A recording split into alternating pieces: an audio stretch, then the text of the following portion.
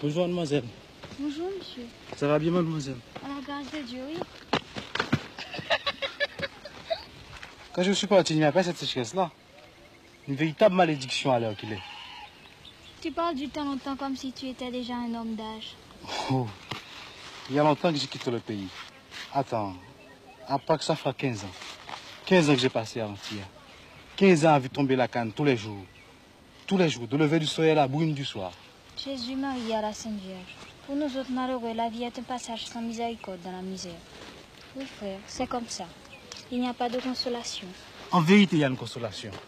Je vais te dire, c'est la terre. Ton morceau de terre est ta liberté. Alors tu vois ton champ mûr couché devant toi le matin sous la rosée, et tu dis, moi un tel, gouverneur de la rosée. L'orgueil rentre dans ton cœur. Oui, mais la terre ne donne plus rien. Et quand par chance tu lui as arraché quelques patates et quelques grains de petits mille, les denrées ne font pas de prix au marché. Alors la vie est une pénitence. Voilà ce qu'elle est, la vie au jour d'aujourd'hui.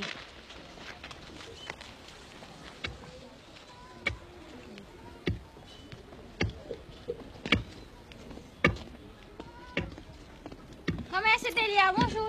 Et bonjour, belle-soeur Anaïs. Comment va tout le monde, ma belle négresse? Tout le monde est bien, ma commère, et toi-même? Pas plus mal, non? Sauf mon homme qui est couché avec la fièvre. Mais ça va passer. Oui, chère, ça va passer avec l'aide du bon Dieu.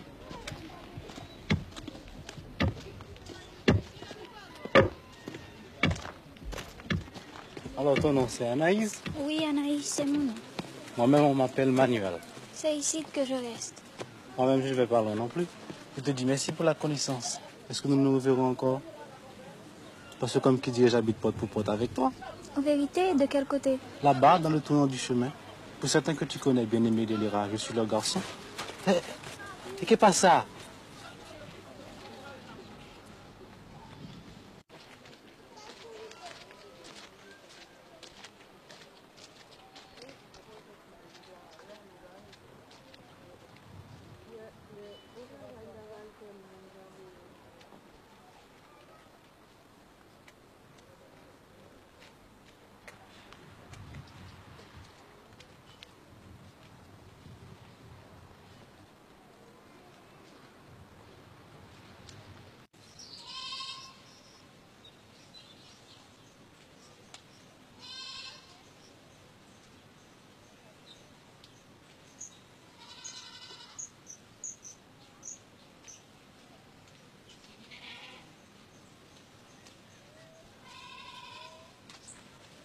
Je te dis bonsoir, Anaïs. Ôte-toi de mon chemin. Raconte-moi ce que je te fais. Et pourquoi nous sommes ennemis? Je n'ai pas à te bailler d'explications, je suis pressée, laisse-en passer. Réponds-moi d'abord. Je ne veux pas te faire des violences, Anaïs. J'ai de la bonne amitié pour toi, crois-moi, en vérité. Aïe, mes amis, en voilà un homme entêté. On dirait qu'il n'a pas d'oreille pour entendre. Je te dis de me laisser continuer mon chemin. Je te cherchais tout partout, mais tu t'es caché comme si j'étais le loup-garou lui-même. Je voulais te parler parce que je sais que tu peux m'aider.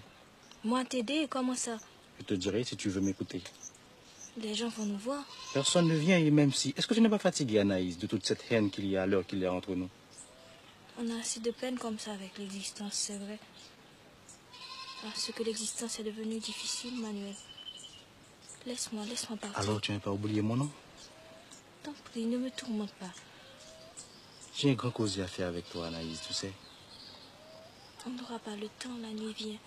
Laisse-moi. Est-ce que tu as peur de moi, Anaïs? Je ne sais pas. Demain vers le tard de l'après-midi, dans le petit bois, près de la tanière, je t'attendrai. Non, non. Tu viendras, n'est-ce pas, Anna? Ah, tu me tourmentes. Et c'est comme si j'avais perdu mon bon ange. Pourquoi me tourmentes-tu, Manuel? Va en paix, va reposer, ma négresse. Je vais t'espérer, Anna.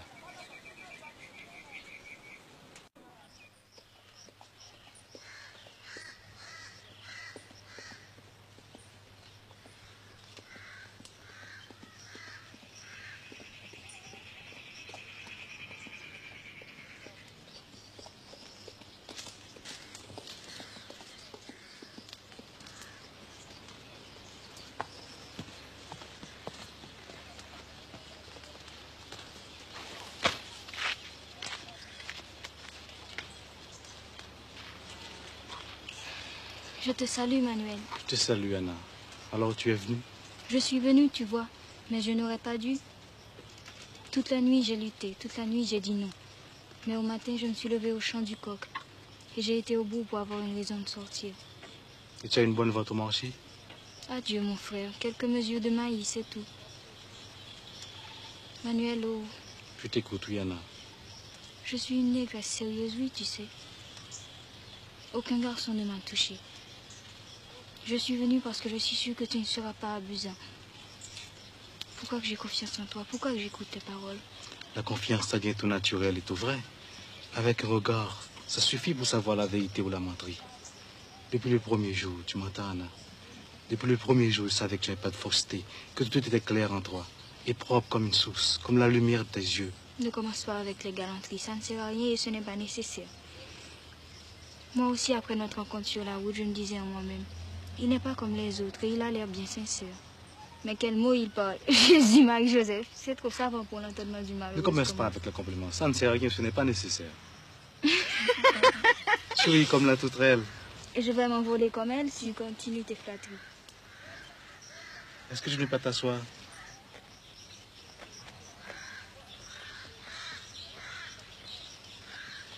Ici, tu ne saliras pas ta robe.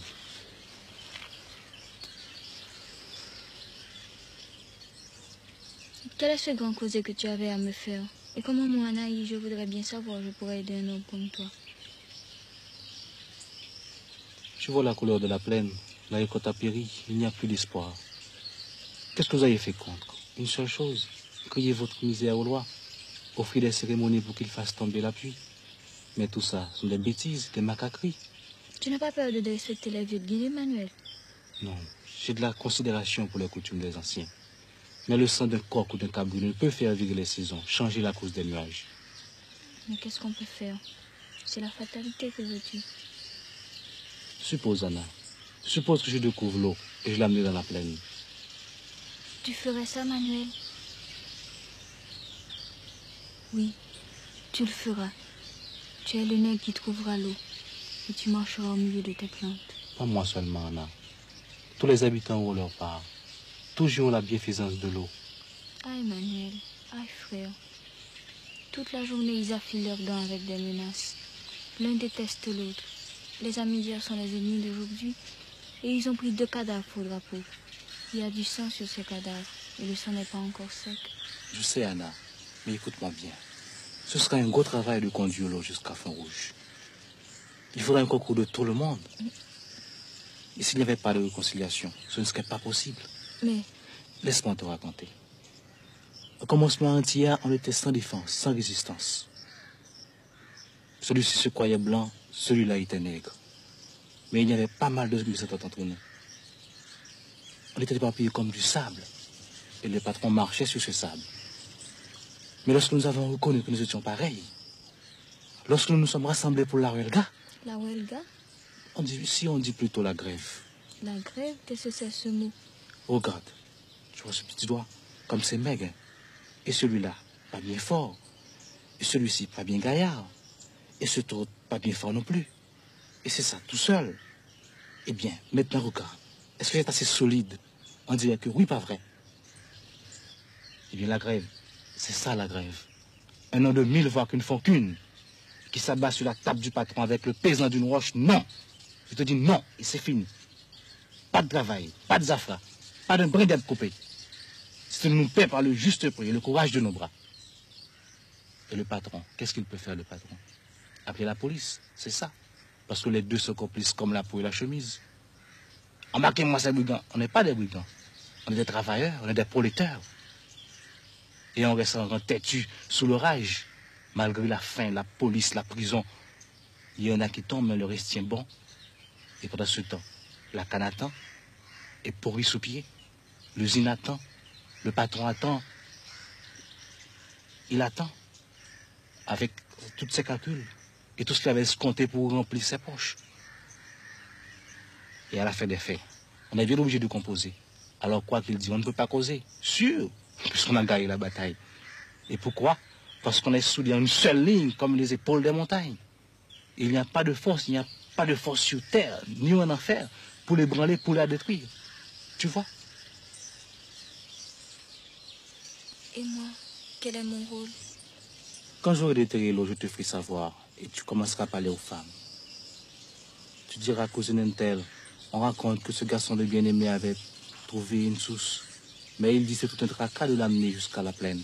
Il faudra un combat général. Mais comme on est fâché, donc ce ne serait pas possible. Et l'or restera là sans profit pour personne. Et puis tu mettras la causée sur la pente de la sécheresse, la misère. Comme les enfants faiblissent et tombent malades. Tout de même s'il y avait l'arrosage et que ça changerait du tout en tout. Tu diras, cette affaire de Doriska et le sauveur avait peut-être fait son temps.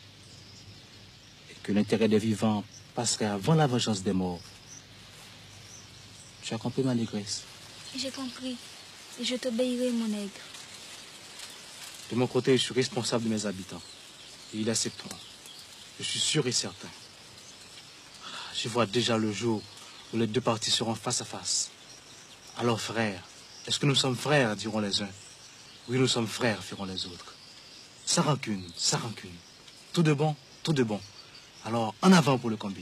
En avant pour le combat. Ah, comme tu as de la malice. J'ai pas beaucoup d'esprit moi-même, mais je suis rusée aussi, oui, tu verras. Toi-même, tu as plein d'esprit. Et la preuve, c'est que tu vas répondre à cette question. C'est une devinette. Tu connais l'emplacement de bien-aimé?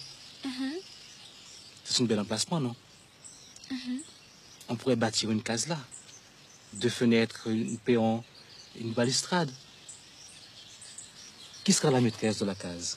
Lâche-moi. J'ai chaud. Qui sera la maîtresse du jardin? Lâche-moi. Lâche-moi, j'ai froid. Il est temps pour moi de partir. Tu n'as pas répondu à ma question, Anna.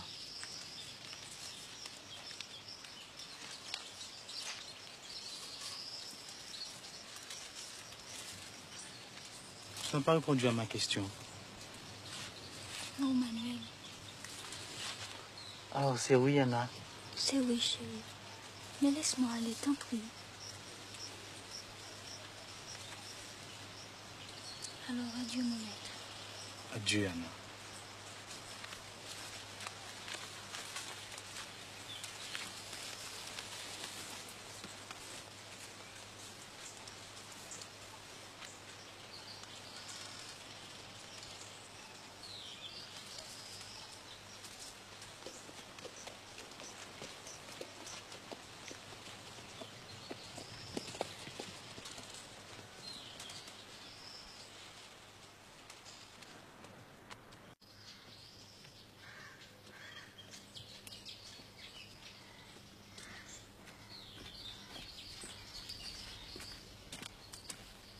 Ne sois pas craintif, il n'y a personne.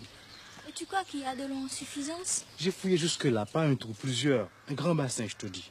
Tu es fort, oui, Manuel. Non, Anna, mais j'ai de la foi dans la vie, la foi que les hommes ne peuvent pas mourir. Qu'est-ce que tu veux dire? C'est comme pour l'eau, faut fouiller profond dans tes paroles pour trouver leur sens. Je suis sûr qu'un jour, tout homme s'en va de la terre. Mais la vie elle-même, c'est un fil qui ne se casse pas, qui ne se perd pas. Et tu sais pourquoi? Parce que chaque nègre, pendant son existence, il fait un nœud. C'est le travail qu'il a accompli. Et c'est ça qui rend la vie vivante dans les siècles des siècles. La place de l'homme sur cette terre. Jésus-Marie la Vierge, comme tu es savant et toutes ces idées viennent de ta tête, tu n'as pas mal à la tête des fois. Tu veux me moquer, hein? Mène-moi à la source.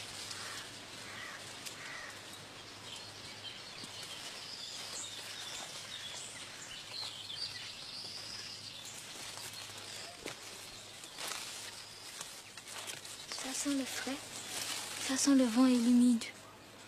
On est comme sur un îlet. On est loin, Manuel. On est au fin fond du monde. Au commencement du monde, tu veux dire? Parce qu'au commencement des commencements, il y avait une femme et un homme comme toi et moi. Et la femme et l'homme entrèrent dans la source et se baignerent dans la vie. Viens.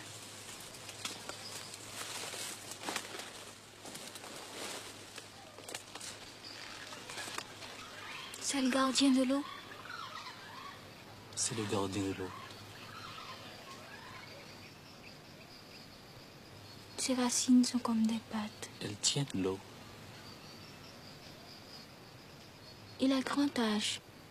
Il a grand âge. On ne voit pas sa tête. Sa tête dans le ciel.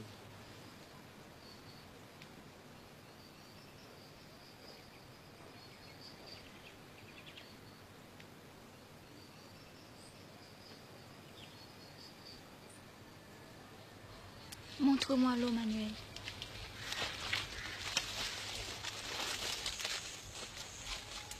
Regarde.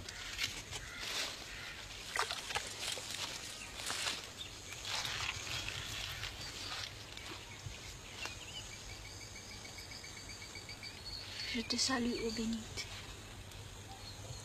Et regarde pas là encore. Il y en a tout partout. Je la vois.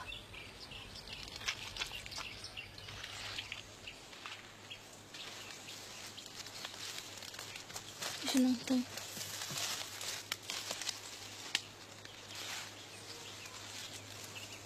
Anna.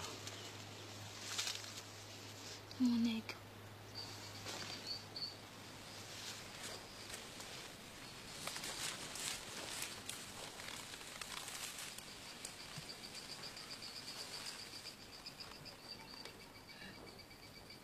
Sa main si lourde lui arrachait une douceur intolérable.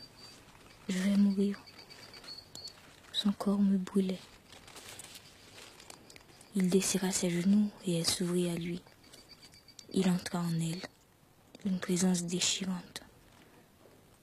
Son corps allait à la rencontre du sien dans une vague fiévreuse. Une angoisse indicible naissait en elle, un délice terrible qui prenait le mouvement de sa chair. Une lamentation haletante monta à sa bouche et elle se sentit fondre dans la délivrance de ce long sanglot qui la laissa anéantie dans l'étreinte de l'homme.